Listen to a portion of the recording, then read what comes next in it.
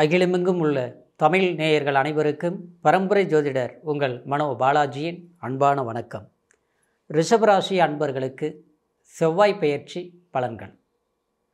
செவ்வாய் நவ கிரகங்களிலேயே வைராக்கியம், கோபம், ஆக்ரோஷம் அது மட்டும் இல்லாமல் பூமிக்கு காரகன், இரத்தத்துக்கு காரகன், ஒரு யுத்தம் செய்யக்கூடிய ஒரு தைரியத்தை கொடுத்து அதில் ஒரு வெற்றியாளராக உருவாக்கக்கூடியது இந்த செவ்வாயோடைய அருள் ஒரு ஜாதகத்துக்கு ரொம்ப ரொம்ப முக்கியம். அப்போது இந்த செவ்வாய் பகவான் உங்களுடைய ராசிக்கு கலஸ்திரஸ்தானாதிபதியாக வருவாருங்க ரிஷபராசிக்கு. ஏன்னா கலஸ்திரஸ்தானம் அப்படின்னு சொல்லக்கூடியது மனைவி ஸ்தானம். அது மட்டும் இல்லாமல் ஒரு நட்பு வட்டாரங்களை இணைக்கக்கூடிய இடமும் இந்த 7ஆம் இடம்தான். அப்பேற்பட்ட 7ஆம் இடத்துக்கு அதிபதியாகும் 12ஆம் இடத்திற்கு அயன சயன போக சுகஸ்தானத்துக்கு அதிபதியாகவும் வரக்கூடியவர் தான் உங்களுடைய ராசிக்கு செவ்வாய் பகவான். அப்போது இந்த செவ்வாய் பகவான் சமீப காலமாக பார்த்துட்டோம்னா, அதாவது உங்களுடைய ராசிக்கு 3ஆம் இடத்துல நீச்ச நிலையில் இருந்ததுனால, அதே நேரத்தில் அடுத்த காலகட்டத்தில் பார்த்துட்டோம்னா, அதாவது கேதுவோடைய தொடர்பில் இருந்ததுனாலையும் இந்த ஒரு 4-5 மாத காலகட்டமாக சொல்கிற அளவுக்கு செவ்வாயோடைய அருள் உங்களுக்கு முழுமையாக கிடைக்கல. அதாவது செவ்வாய் பலம் சிறப்பாக இருக்கலை. அப்போது இந்த சூழ்நிலையில் உங்களுக்கு கடந்த காலத்தில் உங்களுடைய முயற்சிகள் சரியான ஒரு வளர்ச்சி பாதையை அடையிறதுக்கு சில தடைகள் ஏற்பட்டிருக்கும், மன உளைச்சல்கள் உருவாகியிருக்கும்.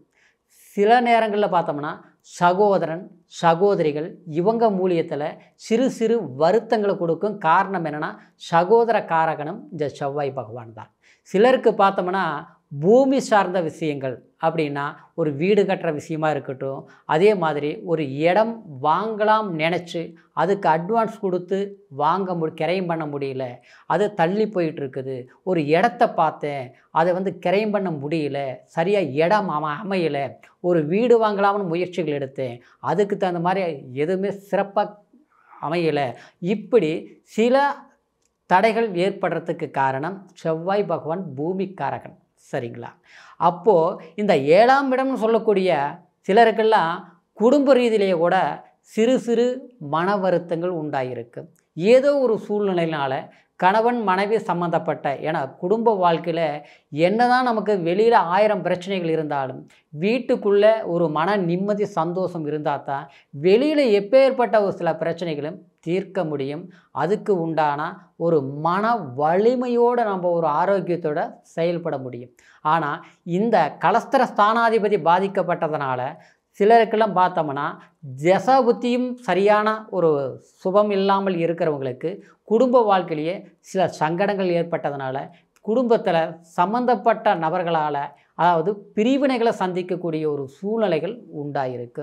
அது மட்டும் கிடையாது, சில நண்பர்கள்கிட்ட சங்கடங்கள், கொடுத்த பணத்தை கேட்ட போய் பகையாயிருச்சு. எத்தனையோ வருஷங்கள் ஒன்றா இருந்தவங்க இன்றைக்கி பார்த்தா எதிரும் புதிருமாக ஆக வேண்டிய சூழ்நிலைகள் உருவாயிருச்சு. அப்படிங்கிற ஒரு நிலைப்பாடுகள் எல்லாமே ரிஷபராசி நேயர்கள் கடந்த காலத்தில் அனுபவிச்சிங்க. இதுக்கு இந்த ஒரு நிமோஷனமாக கிடைக்கக்கூடிய ஒரு சாதகமான பலன் தாங்க இப்போ வரக்கூடிய இந்த செப்டம்பர் மாதம் 28ஆம் தேதி உங்களுடைய ராசிக்கு 4ஆம் இடத்தில் இருந்து 5ஆம் இடம் சொல்லக்கூடிய பூர்வ புண்ணியஸ்தானம், புத்திரஸ்தானம், அது மட்டும் கிடையாது, அன்புன்னு சொல்லக்கூடிய ஒரு காதல், ஒரு பாசத்தை அதாவது உருவாக்கக்கூடிய ஒரு இடம்னு சொல்லக்கூடிய அந்த 5ஆம் இடத்துக்கு நிலையில் இந்த செவ்வாய் பகவான் பெயர்ச்சி ஆகிறாருங்க. அப்போது இந்த 5ஆம் இடங்கிறது பூர்வ புண்ணியஸ்தானம் இல்லைங்களா? நமக்கு இந்த 7ஆம் அதிபதி 5ஆம் இடத்திற்கு வரும்போது இதை வேணா அற்புதம், அற்புதமத்தில் அற்புதம். குறிப்பாக சொல்ல போனோம்னா நம்மளுடைய எண்ணங்களை, நம்மளுடைய மனசில் இருக்கக்கூடிய ஆசைகளை சரியாக அமைத்துக்கக்கூடிய ஒரு காலகட்டமான ஒரு பெயர்ச்சி தான் இந்த செவ்வாய் பெயர்ச்சி. இந்த பெயர்ச்சி உங்களுக்கு எப்பேற்பட்ட நன்மைகளை உருவாக்க போகுது, நமக்கு கிடைக்க போகுது ரிஷபராசி அன்பர்களுக்கு அப்படிங்கிறத பற்றி இந்த பதிவில் இப்போ பார்க்க போகிறோம்ங்க. ஃபஸ்ட் டைம் பார்க்குறவங்களா இருந்தீங்கன்னா சப்ஸ்கிரைப் பண்ணி பெல் பட்டன் அழுத்தி ஆல் ஆப்ஷன் கொடுங்க.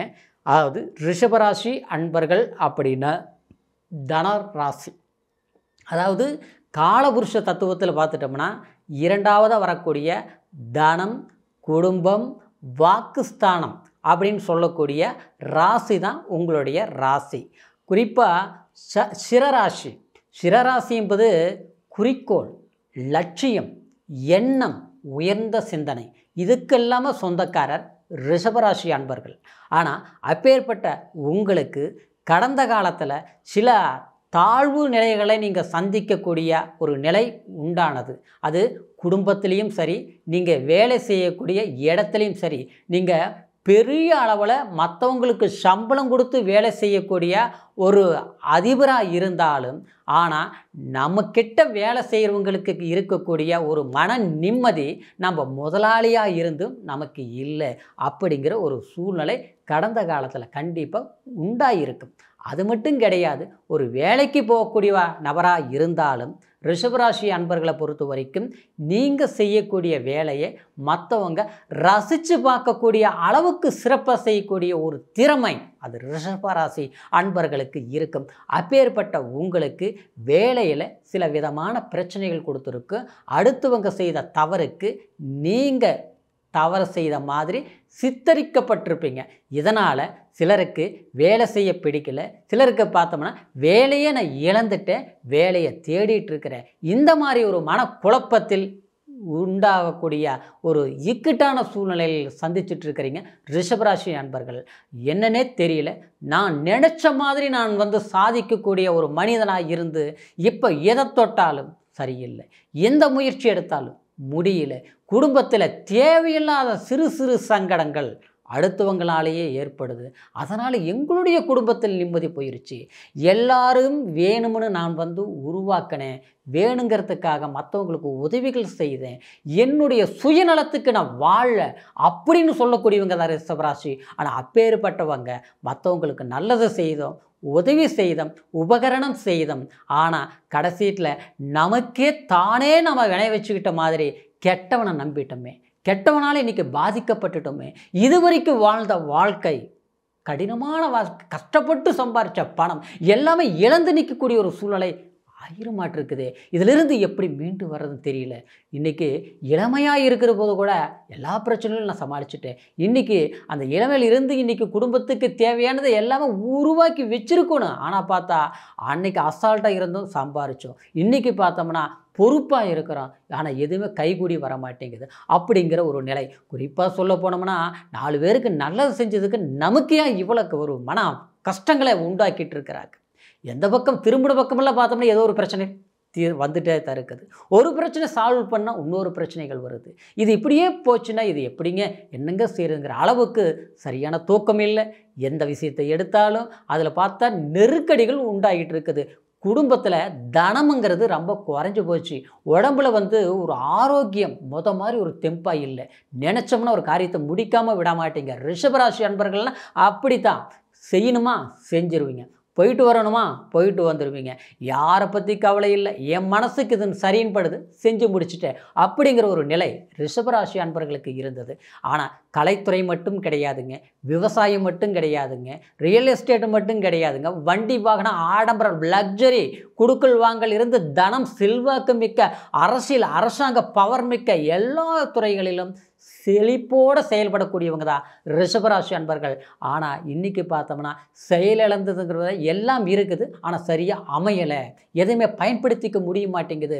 நம்மளால் மற்றவங்களுக்கு நன்மைகள் நடக்குது, ஆனால் நமக்கு எதுவும் சரியாக அமைய மாட்டேங்குது. அப்படிங்கிற ஒரு சூழ்நிலையில் இருக்கக்கூடிய உங்களுக்கு கண்டிப்பாக 5ஆம் இடத்தில் இருக்கக்கூடிய செவ்வாய் பகவானுடைய பெயர்ச்சி செப்டம்பர் மாதம் 12ஆம் தேதி வரைக்குமே உங்களுடைய வாழ்க்கையில் நீங்கள் எதிர்பார்க்கக்கூடிய ஒரு திருப்பு முனைகளை சிறப்பான ஒரு அமைப்புகளாக உங்களுக்கு செயல்பட போகுது இந்த செவ்வாய் பகவானுடையது.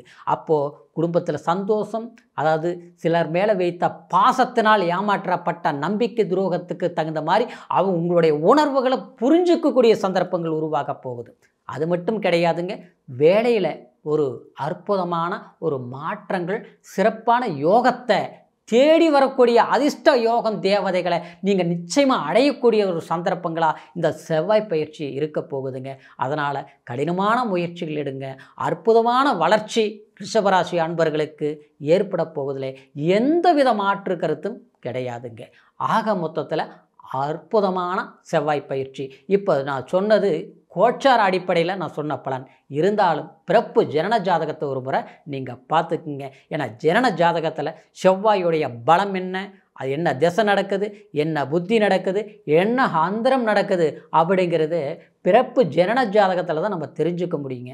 உங்களுடைய ஜனன ஜாதகத்தை நம்மக்கிட்ட பார்க்கணும்னு நீங்கள் விரும்புனீங்கன்னா கீழே இருக்கிற நம்பருக்கு ஃபோன் பண்ணி உங்களுடைய date of birth, time, place மூணையும் தெரியப்படுத்தி முழுமையான பலன்களை தெரிஞ்சுக்கிட்டு ரிஷபராசி அன்பர்களே உங்களுடைய எதிர்காலத்தை நீங்கள் தீர்மானம் செய்யுங்க. அற்புதமான காலகட்டமாக இருக்கிறதுனால ஜெயிச்சு சிறப்பாக செயல்படக்கூடிய ஒரு பொற்காலமாக உங்களுக்கு அமையும். மீண்டும் அடுத்த பதிவில் உங்களை சந்திக்கிற வரைக்கும் நன்றி, வணக்கம்.